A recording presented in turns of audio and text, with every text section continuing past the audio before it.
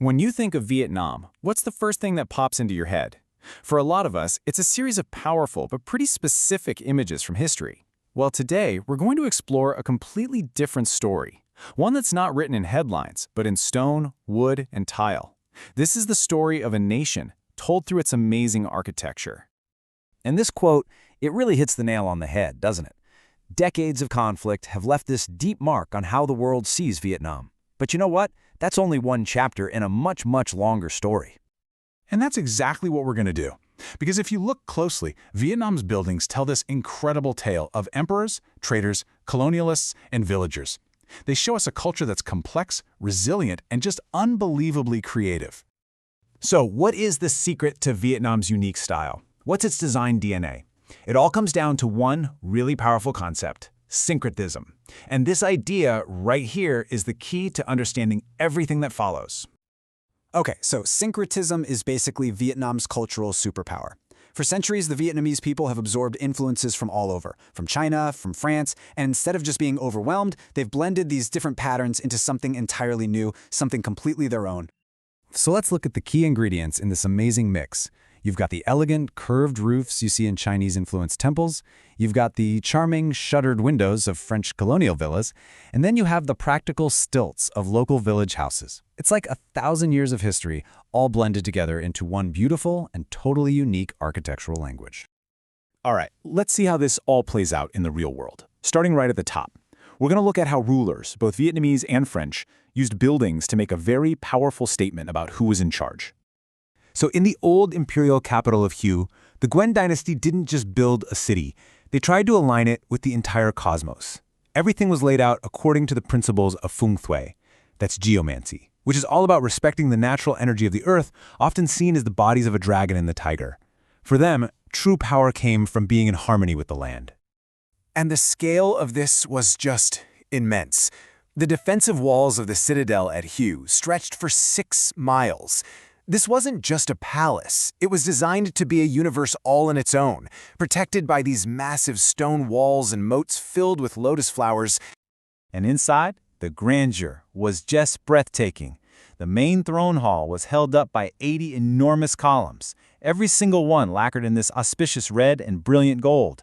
This was a space built to inspire absolute awe. Now let's contrast that with the French approach. When they arrived, they also used architecture as a tool of power, but their philosophy was completely different. It wasn't about harmony with the land, it was about dominance over it. They wanted to reshape the whole landscape and build their own little Paris right in the middle of Southeast Asia. So you end up with two completely different philosophies of power, expressed in buildings.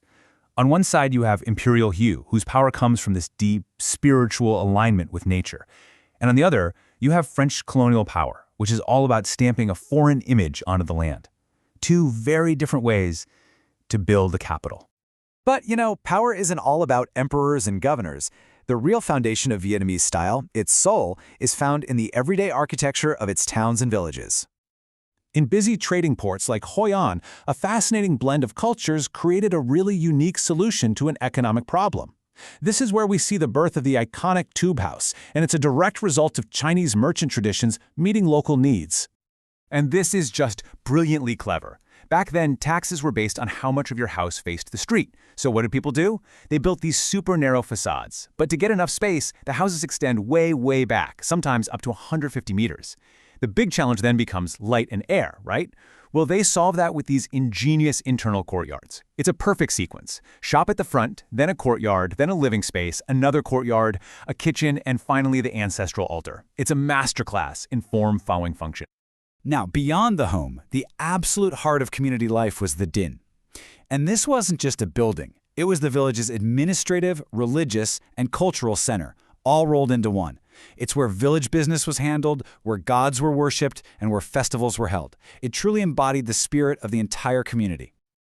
Okay, so we've seen the imperial, the colonial, and the vernacular. But what does all of this mean for Vietnam today? How do all these historical layers influence what's happening right now?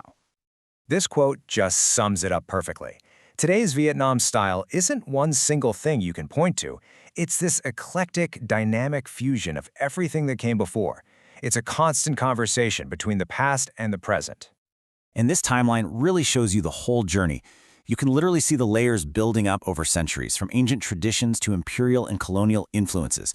Then, after a really difficult period following the war, the Doi Moi economic reforms in 1986 just sparked a cultural explosion. A whole new generation started looking back at their rich architectural history and asking, okay, what's next? And what's next turned out to be this incredible style that skillfully combines the old and the new. You see modern homes that still have high ceilings.